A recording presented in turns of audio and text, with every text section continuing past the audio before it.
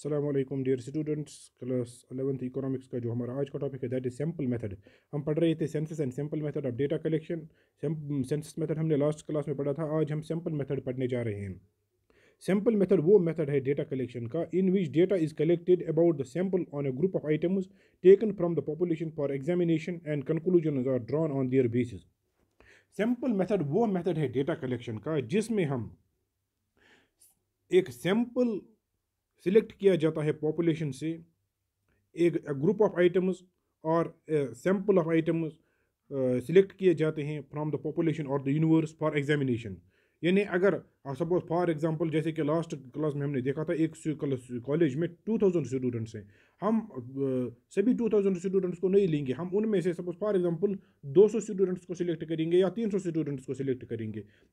तो फिर उनसे हम डेटा कलेक्ट करेंगे और जो डेटा उनसे हम कलेक्ट करेंगे उसी के बेसिस पर हम कंक्लूजन्स फिर ड्रॉ करेंगे। उसको स्टडी करने के बाद उस डेटा को स्टडी करने के बाद हम कंक्लूजन्स ड्रॉ करेंगे उसी के बेसिस पर।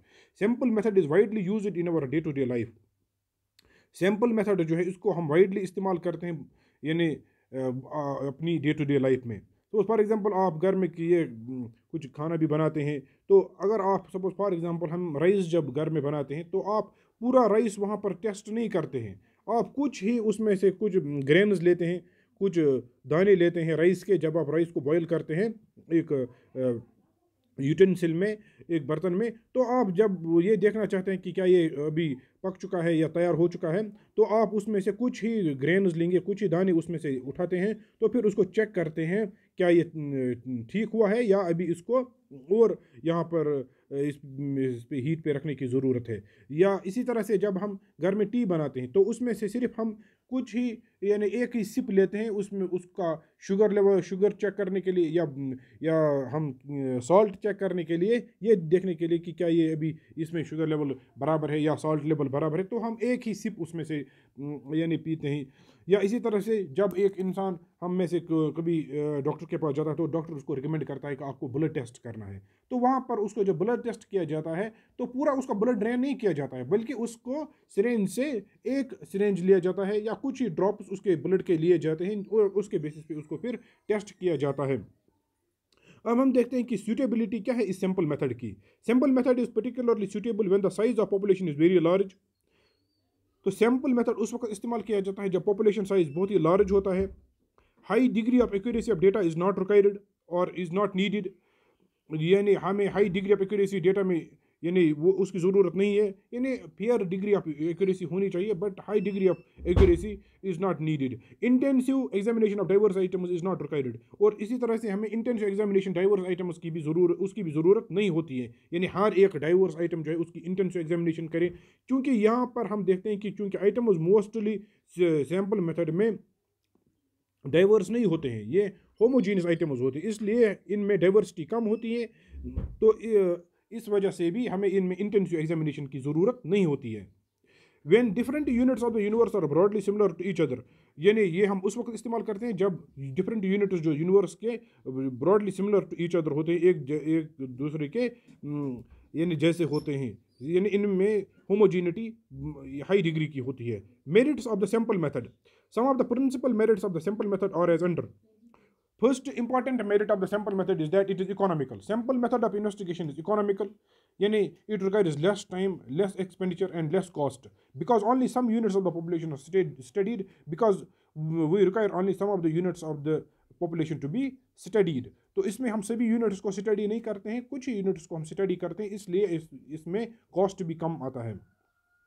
टाइम सेविंग, चूँकि हमें इसमें हर एक आइटम को कवर नहीं करना होता है, पॉपुलेशन के हर एक आइटम को, यूनिवर्स के हर एक आइटम को यहाँ पर कवर नहीं करना होता है, तो इसलिए हमें कुछ ही आइटम्स को सिलेक्ट करके उनसे डेटा कलेक्ट करते हैं, तो इस वजह से इसमें टाइम भी बचता है।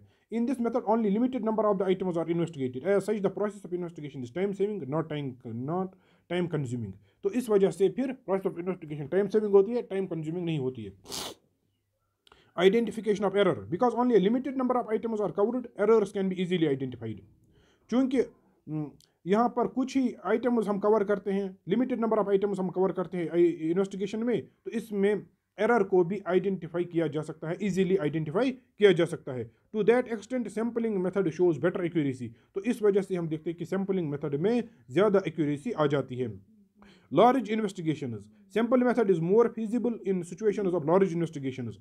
लार्ज इन्वेस्टिगेशन सैम्पल मेथड जो है ये ज़्यादा फिजिबल रहता है, ज़्यादा सुटेबल रहता है लार्ज इन्वेस्टिगेशंस में देन द सेंसस मेथड भी जनरली इन्वॉल्व अनएफोर्डेबल कॉस्ट, क्योंकि ये जो सेंसस मेथड होता है इसमें अनएफोर्डेबल कॉस्ट होता है, बहुत ही एक्सपेंसिव होता है, ये बहुत ज़्यादा एक्सपेंसिव हो जाता है अगर लार्ज इन्वेस्टिगेशंस में हम इसको इस्तेमाल करें। इस वजह से हम ज़्यादातर यानी सैम्पल मेथड ही इस्तेमाल करते हैं। Administrative convenience, there is an administrative convenience in handling a limited number of items, तो इसमें भी एक और जो मेरिट है सैम्पल मेथड का, दैट इज एडमिनिस्ट्रेटिव कन्वीनियंस, क्योंकि हमें कुछ ही लिमिटेड नंबर ऑफ आइटम्स को हैंडल करना होता है, तो इसमें एडमिनिस्ट्रेटिव कन्वीनियंस भी होती है, हम उनको अच्छी तरह से एडमिनिस्ट्रेट कर सकते हैं, उनको अच्छी तरह से अरेंज कर सकते हैं। मोर capable and efficient investigators can be appointed,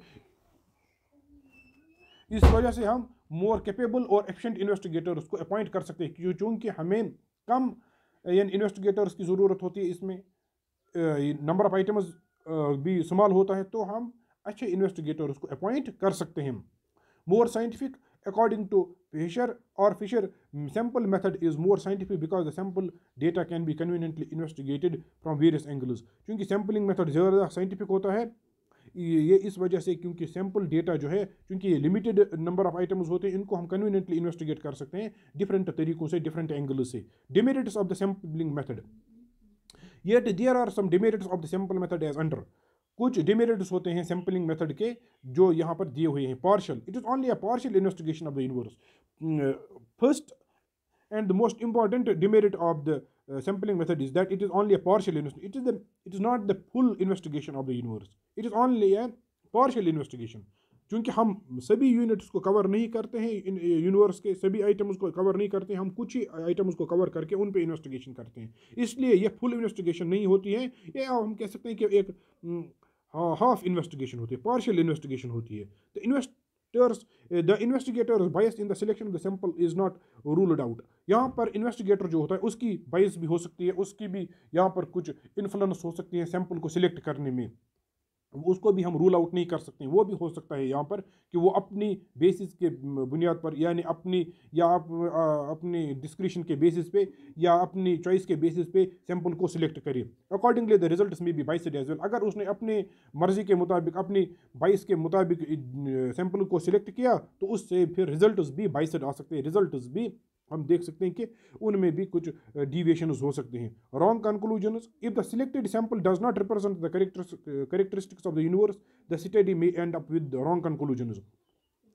अगर सिलेक्टेड सैंपल जो होता है, अगर वो कैरेक्टरिस्टिक्स यूनिवर्स के कैरेक्टरिस्टिक्स को रिप्रेजेंट नहीं करता है, तो उस वक्त फिर स्टडी जो है इट में and up with wrong conclusions, तो स्टडी से हमें फिर रॉन्ग कंक्लूजन्स हासिल हो सकते हैं।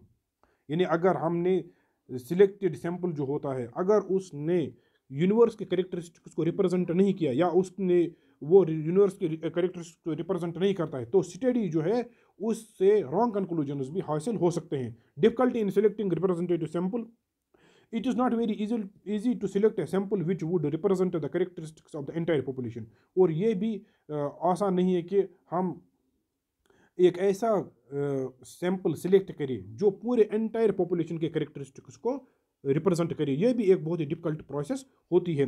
Difficulty in framing a sample, sometimes the universe में be so diverse that it becomes difficult to frame a sample.